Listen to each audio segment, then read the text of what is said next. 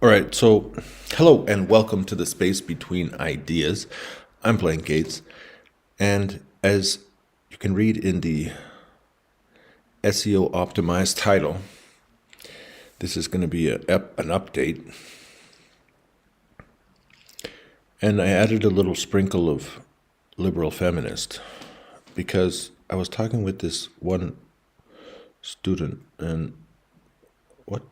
It didn't save.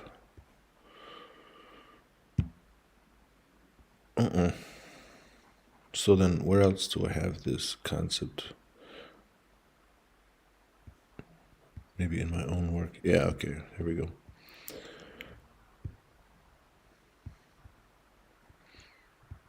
All right, so, and now this came to me today. I was walking along a river.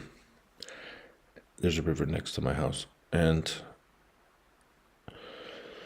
I don't know, I just like, there's this big, huge dog. It's really scary because it's like a big pit bull, black, straight black pit bull. But for me, anyways, he's like really nice and friendly. And sometimes I give him something to eat, and he just seems pretty chill. And my dog seems to like him. He always jumps around. And anyways, so we were walking along the river and just kind of playing. Like, I grabbed his back leg for the first time, and he was kind of like, "What the are we playing, or should I attack you?" It's like he had to think about it for a second. So, anyways, because I've been really thinking about this concept of like faith. I try to explain faith at the bottom, like, you know, mental and emotional work, hope and effect. So hope through mental and emotional work, because everything comes from work, everything comes from action. And then suddenly I just felt like I haven't really thought about love for a long time. So I don't know, I just started thinking about it. I don't even know why. I don't really think about it much. Suddenly I'm thinking about love as a motivator. Choose to love. So what does it even mean to choose? I think it's because today I was in the park, and these, I don't know, 14-year-olds. So I, like, every day, basically at the same time, every day, I go and kick a ball against a small little ledge in the center of the park, in the center of the town, of like 2,000 to 3,000 people. It's like a village. And so I'm just kicking the soccer ball and kicking it, and it just, like, I kick it there with my right leg, and then it bounces back to my left leg, and then I kick it with my left leg, and it bounces to my right leg, and I've been practicing for several months, and so now I can kick it back and forth and back and forth and back and forth. And then I noticed that some of the kids, like, they start to jump in, right? Oh, let's start playing like hacky sack, but with a ball. I don't know how you say it in soccer. So they're all like bouncing on their knees and on their toes and stuff. And right now in Georgia, soccer is like super, super popular because of what happened in the FIFA. With Georgia won, they got to like some level that they've never gotten to before. So they're just, everyone's like, "Hey, we love soccer." And also Georgia, I don't know, they just, it seems like the next generation is ready to be like, "Hey, we're, you know, ready to take on something modern society," you know, because when you're in the village, these people aren't taking on modern society. This is an agricultural town.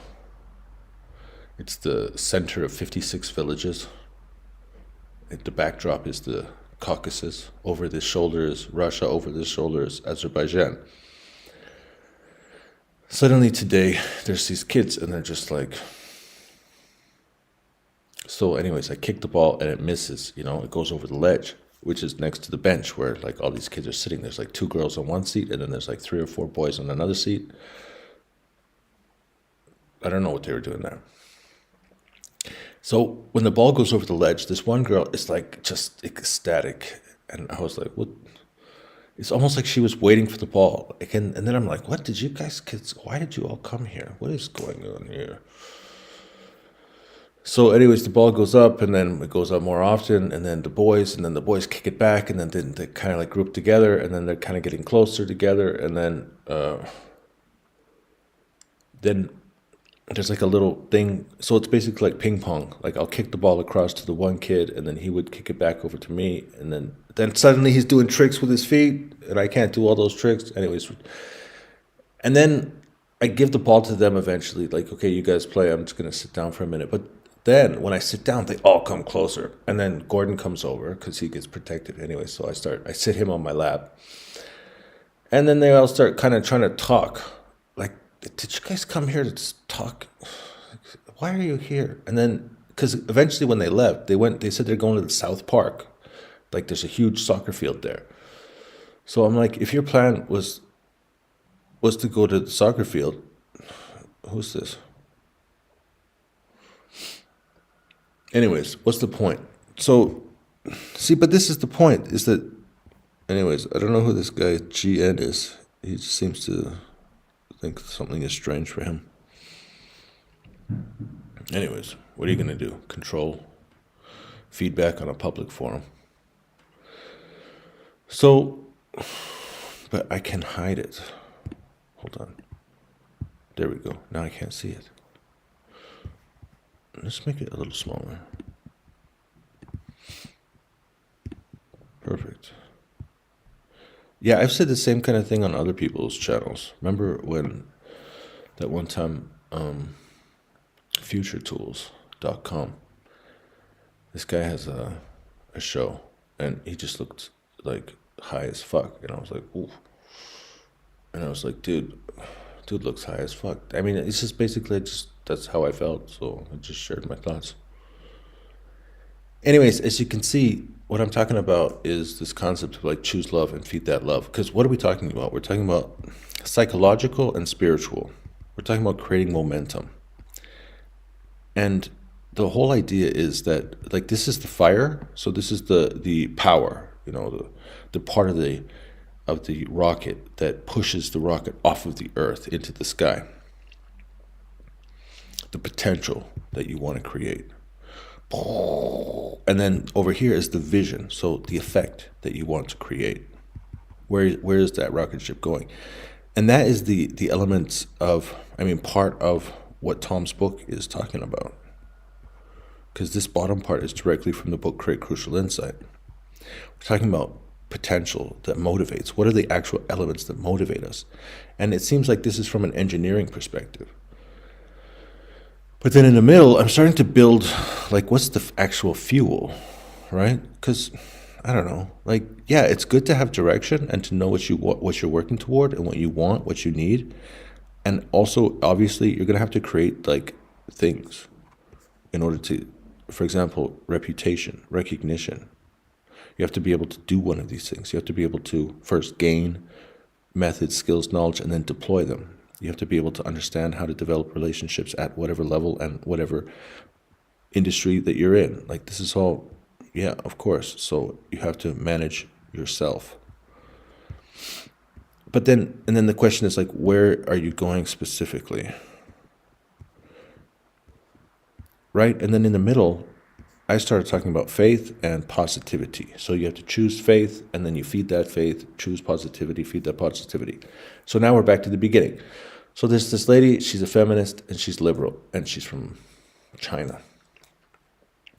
She says, well, I wrote this thing, Choose to Love, because I'm walking down past the river, and I feel this idea of love. And I can feel the love, though. I can feel it in my heart.